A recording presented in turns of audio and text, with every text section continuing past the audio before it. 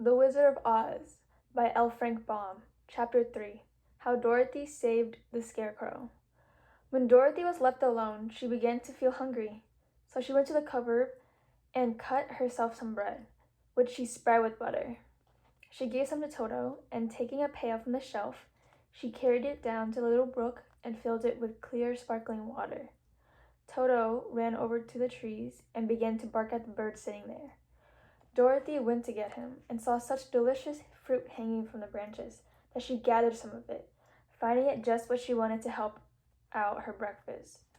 Then she went back to the house, and having helped herself and Toto to a good drink of the cool, clear water, she set about making ready for the journey to the City of Emeralds. Dorothy had only one other dress, but that happened to be clean and was hanging on a peg beside her bed. It was gingham, with checks of white and blue, and although the blue was somewhat faded with many washings, it was still a pretty frock. The girl washed herself carefully, dressed herself in the clean gingham, and tied her pink sunbonnet on her head. She took a little basket and filled it with bread from the cupboard, laying a white cloth over the top. Then she looked down at her feet and noticed how old and worn her shoes were. "They surely will never do for a long journey, Toto," she said, and Toto looked up into her face with his little black eyes and wagged his tail to show he knew what she meant. At that moment Dorothy saw lying on the table the silver shoes that had belonged to the Witch of the East. "I wonder if they will fit me," she said to Toto. "They would be just the thing to take a long walk in, for they could not wear out." She took off her old leather shoes and tried on the silver ones, which fitted her as well as if she had been made for her. Finally she picked up her basket. "Come along, Toto," she said. "We will go to the Emerald City and ask the Great Oz how to get back to Kansas again." She closed the door, locked it, and put the key carefully in the pocket of her dress. And so, with Toto trotting along soberly behind her, she started on her journey. There were several roads nearby, but it did not take her long to find the one paved with yellow brick. Within a short time she was walking briskly towards the Emerald City, her silver shoes tinkling merrily on the hard yellow roadbed. The sun shone bright and the birds sang sweetly, and Dorothy did not feel nearly so bad as you might think a little girl would who had been suddenly whisked away from her own country and set down in the midst of a strange land. She was surprised, as she walked along, to see how pretty the country was about her. There were neat fences on the sides of the roads, painted a dainty blue color, and beyond them were fields of grain and vegetables in abundance. Evidently, the Munchkins were good farmers and able to raise large crops. Once in a while she would pass a house, and the people came out to look at her and bow low as she went by, for everyone knew she had been the means of destroying the wicked witch and setting them free from bondage. The houses of the Munchkins were odd-looking dwellings. Each was round, with a big dome for a roof. All were painted blue, for in this country of the East, blue was the favorite color.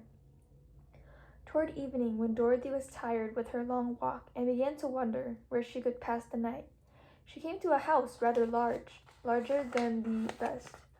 On the green lawn before it had many men and women were dancing. 5 little fiddlers played as loudly as possible, and the people were laughing and singing, while a big table near by was loaded with delicious fruits and nuts, pies and cakes, and many other good things to eat.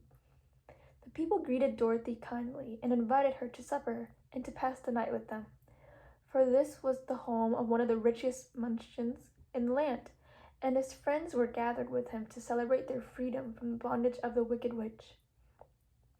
Dorothy ate a hearty supper and was waited upon by the rich Munchkin himself, whose name was Boq.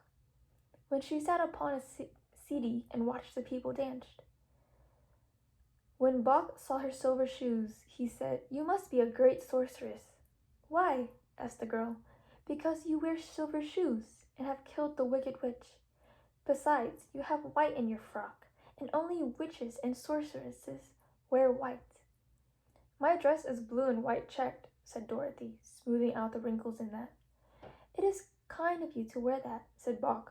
"Blue is the color of the Munchkins, and white is the witch color. so we know you are a friendly witch."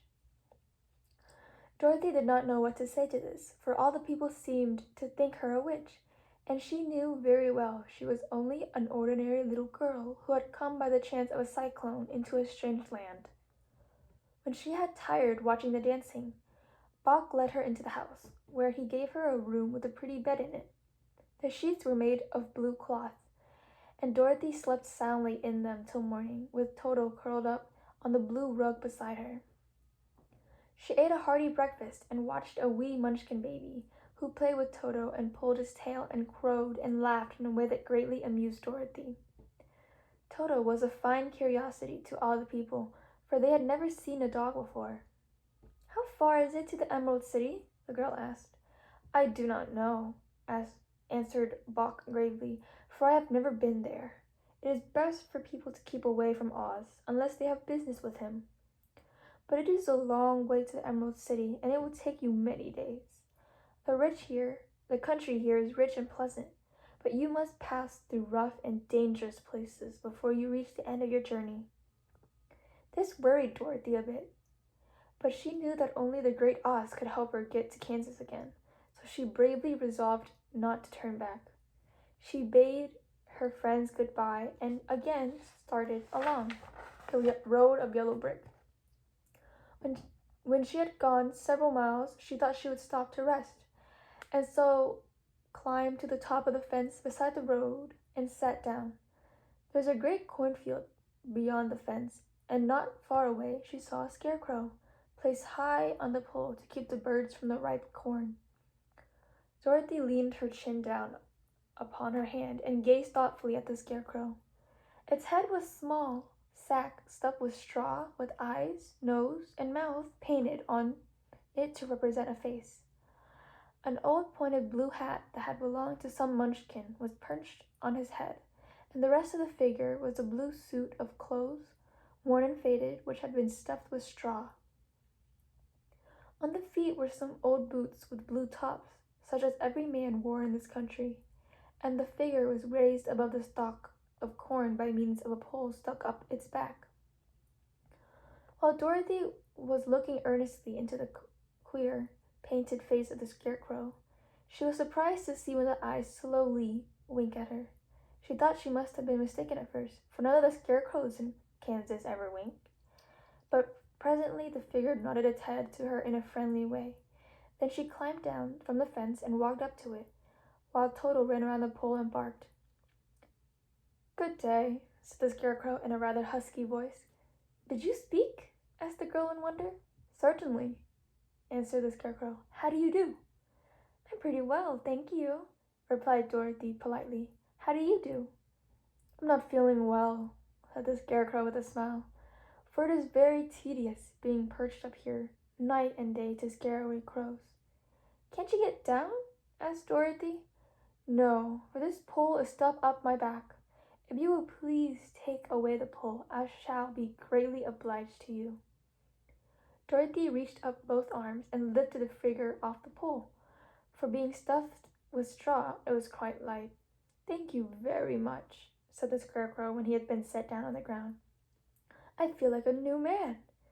Dorothy was puzzled at first, for it sounded queer to hear a stuffed man speak, and to see him bow and walk along beside her. "Who are you?" asked the scarecrow when he had stretched himself and yawned. "And where are you going?"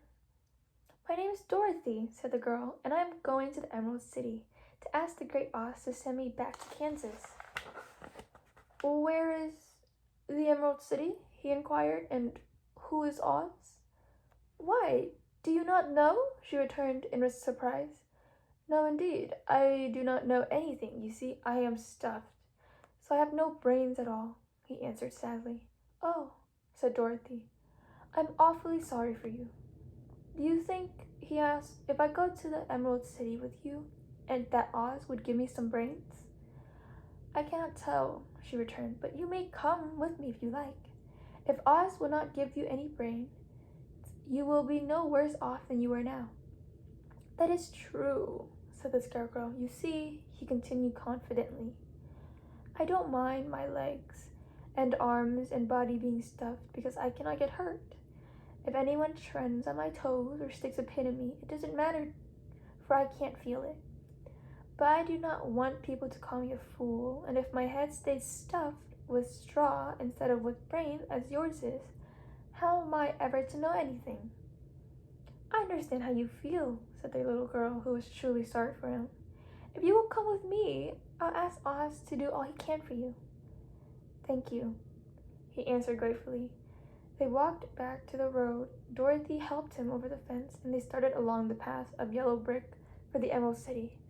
Toto did not like this addition to the party at first. He smelled around the stuffed man, as if he suspected there must be a nest of rats in the straw, and he often growled in an unfriendly way at Scarecrow.